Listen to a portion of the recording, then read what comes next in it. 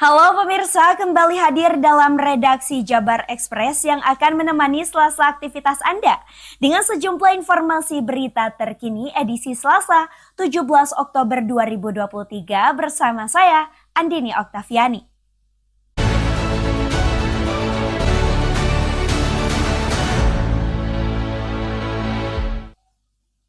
Informasi pertama terkait dengan Dansesko TNI, di mana Pangkoop Sudnas serta Dankodiklat AU resmi menjadi warga kehormatan Komando Pasukan Gerak Cepat atau Kopasgat melalui prosesi penyematan Baret Jingga Brevet Komando Kopasgat oleh Komandan Kopasgat Marsikal Muda TNI Wahyu Hidayat Sujatmiko di daerah latihan Kopasgat Balai Gede Cianjur.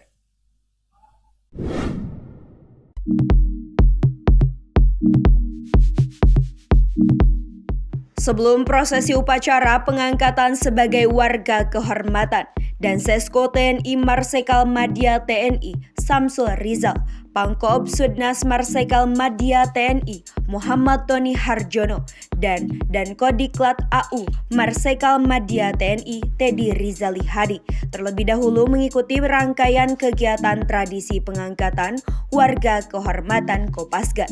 Di antaranya dengan melewati pos-pos HTF atau How to Fight, di mana pos ini menggambarkan rintangan-rintangan yang dialami para prajurit Kopasgat di medan pertempuran yang sebenarnya.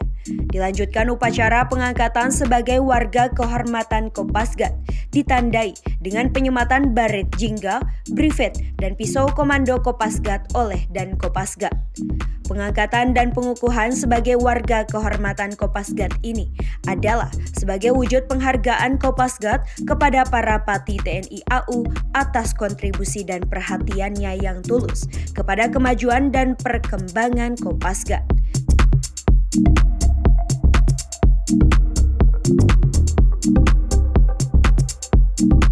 Acara pembaretan dan pengangkatan menjadi warga kehormatan ini merupakan wujud kebanggaan kami kepada pejabat tinggi TNI Angkatan Udara yang akan dan telah memberikan kontribusi, perhatian, partisipasi, serta sumbang pikiran dalam upaya pengembangan dan kemajuan Kopasgat di masa yang akan datang, serta dapat bersinergi dengan unsur kekuatan udara lainnya dalam mengawal dan menegakkan kedaulatan wilayah NKRI di udara. Diangkat menjadi warga kehormatan, dan ini tentu dengan banyak pertimbangan. Ya, saya kira sebagai pasukan elit Angkatan Udara tentu tidak sembarangan yang memberikan baret dan juga pisau komando ini, karena brevet, baret, dan pisau komando oleh para pendahulu kita ya tentu diraih ya bukan dengan sebuah perjuangan, dengan sebuah pengorbanan yang tidak ringan. Dari Bandung, Jawa Barat, Agus Kusmayadi melaporkan.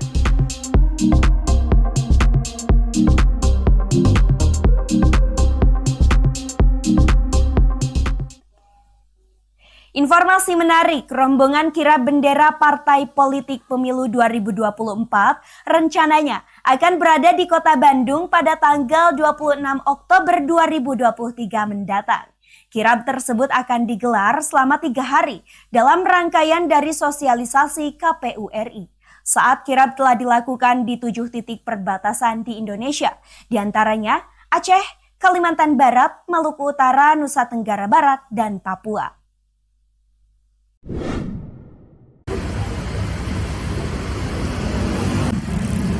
Kirap bendera Parpol Pemilu 2024 yang digelar oleh KPU RI rencananya akan tiba di Kota Bandung pada tanggal 26 Oktober 2023 mendatang. Kirap tersebut saat ini telah dilakukan di 7 titik perbatasan di Indonesia, diantaranya Aceh, Kalimantan Barat, Maluku Utara, NTB, dan Papua. Ketua Komisi Pemilihan Umum KPU Kota Bandung Suharti menjelaskan puncak kirap sendiri di tanggal 26 Desember di Jakarta. Sementara Kota Bandung akan dilewati kirap pemilu dari jalur 4, yaitu berasal dari Kalimantan Barat dan akan digelar selama 7 hari di Kota Bandung. Nantinya kirap menampilkan bendera parpol di 7 daerah pemilihan atau dapil.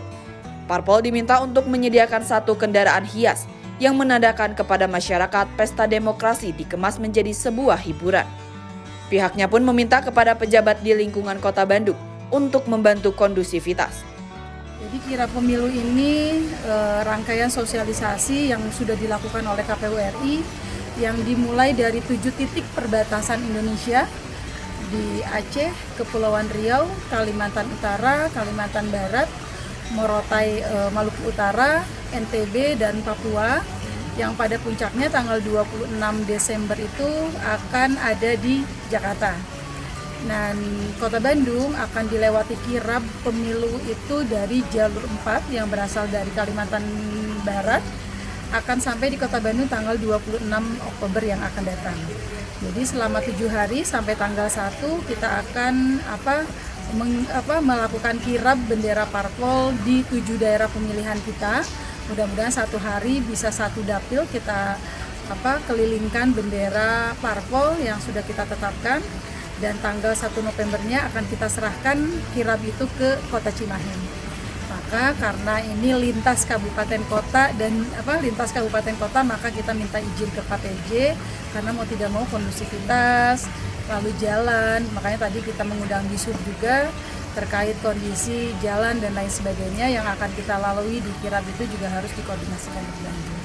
Dan tanggal 26 rencananya kita akan menerima rombongan dari Kabupaten Bandung di Balai Kota Pemkot Bandung sebelum kita kirabkan bendera parpol itu ke seluruh wilayah di Kota Bandung sampai tanggal 1. Jalan mana saja? Untuk jalan mana saja kita akan ada rapat teknis beberapa hari ke depan sesuai dengan arahan Pak PJ. Jadi mungkin nanti kita akan juga undang keamanan Polrestabes dan lain sebagainya. Meskipun ini sarana kita untuk menyampaikan pemilu 2024, tetapi tadi kondusivitas lalu juga masyarakat harus merasa riang gembira, jangan sampai keganggu macet gitu ya. Intinya itu yang harus kita lakukan dan mudah-mudahan kirab ini pun juga bisa sukses. Hari ini bendera kirab itu baru nyampe Garut, tanggal 14 Oktober baru bergeser ke Kabupaten Bandung. Lalu tanggal 26-nya akan geser ke Kota Bandung. Pihaknya berharap jangan sampai kirab pemilu 2024 ini menjadi tidak kondusif yang memunculkan potensi kemacetan di Kota Bandung. Dari Bandung, Jawa Barat, Agus Kusmayadi melaporkan. Yang akan melakukan sesuai dengan prosedur yaitu verifikasi kelengkapan berkas. Namun ada 2 hal yang harus juga dipahami oleh rekan-rekan partai. Pemilihan Presiden dan Wakil Presiden Pilpres 2024 tinggal 119 hari lagi. Pakar politik Unpad sebut putra daerah terbaik Jawa Barat saat ini pantas menjadi cawapres. Mengingat Provinsi Jawa Barat menjadi penyumbang DPT terbesar se-Indonesia.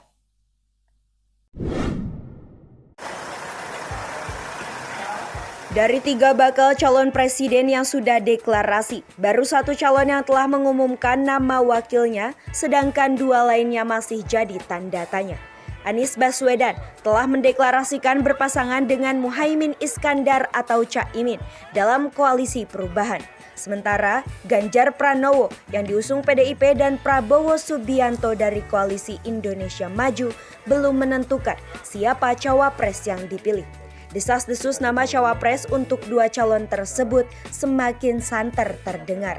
Salah satu nama yang makin hari makin mencuat namanya ialah Ridwan Kamil, mantan Gubernur Jawa Barat periode 2018 sampai dengan 2023. Mencuatnya nama Ridwan Kamil sebagai salah satu bakal cawapres belakangan ini mendapat sorotan dari berbagai kalangan. Salah satunya datang dari pengamat sekaligus guru besar ilmu politik dan keamanan Universitas Padjadjaran, Profesor Muradi. Muradi mengatakan sudah saatnya putra daerah terbaik Jawa Barat pentas di panggung politik nasional. Meski demikian, hal tersebut perlu didiskusikan lebih lanjut apakah akan menjadi hal penting untuk Jawa Barat atau sebaliknya. Guru Besar Ilmu Politik Unpad tersebut menilai sosok Ridwan Kamil yang menurutnya tidak boleh melupakan gerbong Jawa Barat di belakangnya. Jika pria yang akrab disapa Kang Emil tersebut terpilih sebagai cawapres, wajib hukumnya membawa aspirasi masyarakat Jawa Barat. Menurut Guru Besar Ilmu Politik dan Keamanan Universitas Padjadjaran, meski nama Kang Emil mencuat dan terbilang cukup kuat, dirinya menyebut ada nama sosok lain yang bisa dikaitkan dengan Jawa Barat yang punya potensi menjadi pemimpin, seperti Erick Thohir dan Sandiaga Uno. Orang-orang macam katakan mungkin RK atau orang Teten itu misalnya, siapapun nanti yang atau Agus Gumiwang dan segala macam itu berada dalam posisi yang skemanya bukan skema pribadi tapi skema rakyat Jawa Barat. Jadi itu yang saya kira penting di garis bawah. Mungkin saya kira posisi RK cukup baik ya, berbagai survei juga bagus dan dia punya peluang untuk dicalonkan. Hanya memang yang harus digaris bawah RK adalah dia tidak sendiri, dia nggak boleh merasa ini adalah tanggung jawab personal. Dia menjadi adalah bagian dari di belakang dia itu adalah gerbong Jawa Barat. Namun demikian, peluang Ridwan Kamil menjadi salah satu tertinggi di antara nama-nama lain jika dikaitkan dengan keterwakilan putra daerah terbaik Jawa Barat. Dari Bandung, Jawa Barat, Agus Kusmayadi melaporkan. Berita lainnya masih terkait Komando Pasukan Gerak Cepat Tentara Nasional Indonesia TNI Angkatan Udara yang memperingati hari jadinya ke-76 dengan menggelar upacara di lapangan Kopasgat TNI AU Lanud Sulaiman pada Selasa pagi. Dalam upacara yang dipimpin Wakil Kepala Staf Angkatan Udara, ditampilkan sejumlah demonstrasi keterampilan pasukan Kopasgat dari mulai bela diri hingga simulasi peperangan pembebasan sandera.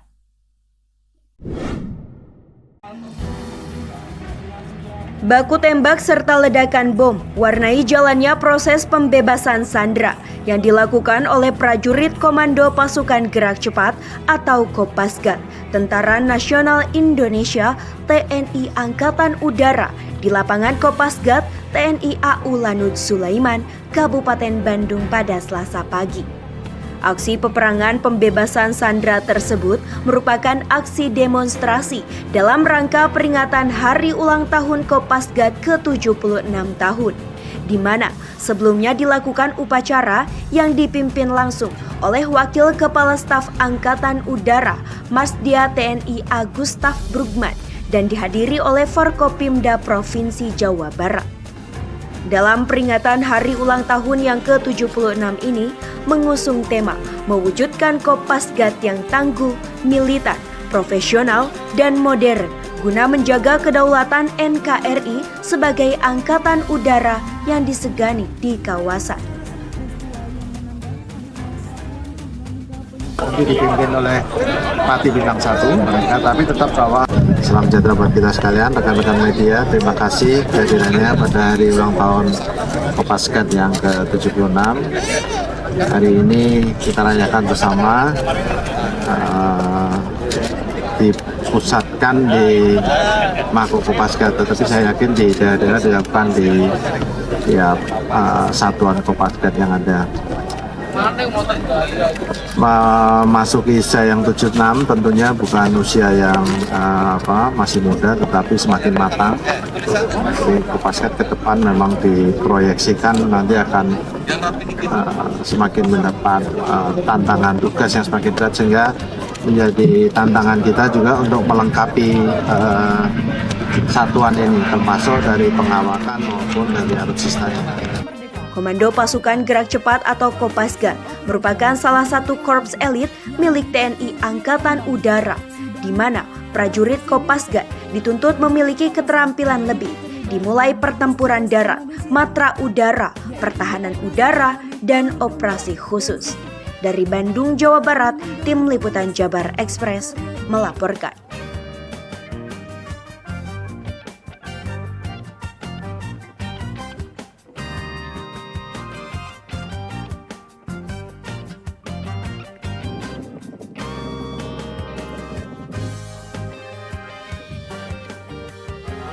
Menjadi 3 divisi tadi, nanti dipimpin oleh Pati Bintang 1 mereka, tapi Pemirsa, Badan Pengawas Pemilu Kabupaten Bandung atau Bawaslu Kabupaten Bandung memperbolehkan kepada pasangan capres dan cawapres apabila menggelar kampanye di perguruan tinggi selama diizinkan oleh pihak perguruan tinggi tersebut. Hal tersebut tertuang dalam peraturan PKPU nomor 15 tentang kampanye yang dilakukan di perguruan tinggi. Bawaslu Kabupaten Bandung mempersilahkan Capres dan Cawapres apabila ingin melakukan kampanye di perguruan tinggi. Dalam peraturan PKPU nomor 15 sudah tertuang dalam aturan tentang kampanye di perguruan tinggi. Namun ada hal yang tidak boleh diperbolehkan oleh Bawaslu, yaitu menggelar kampanye di sekolah menengah atas. Selain dapat menggelar kampanye di wilayah pendidikan perguruan tinggi, Capres dan Cawapres bisa melakukan kampanye di fasilitas milik pemerintah selama pihak pemerintah sempat memberikan izin saat melakukan kampanye. Di PKPU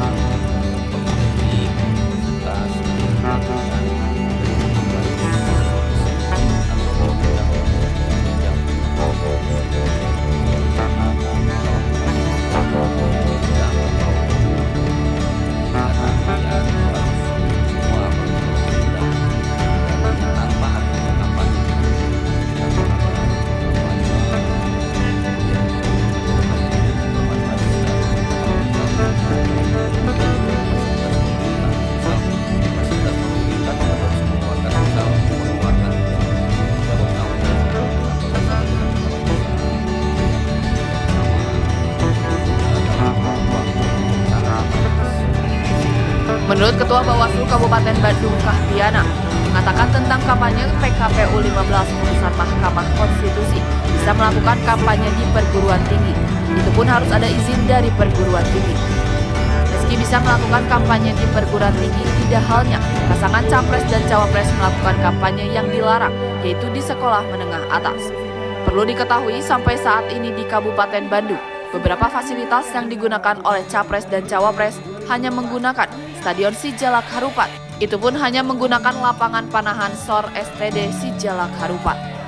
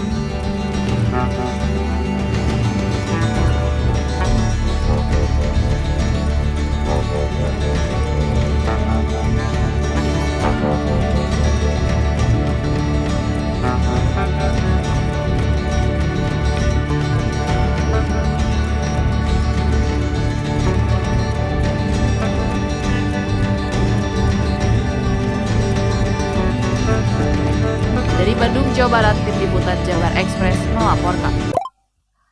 Pemirsa, informasi tadi sekaligus menutup perjumpaan kita. Berita lainnya bisa Anda saksikan di kanal YouTube Jabar Express TV. Saya Andini Oktaviani pamit undur diri. Sampai jumpa.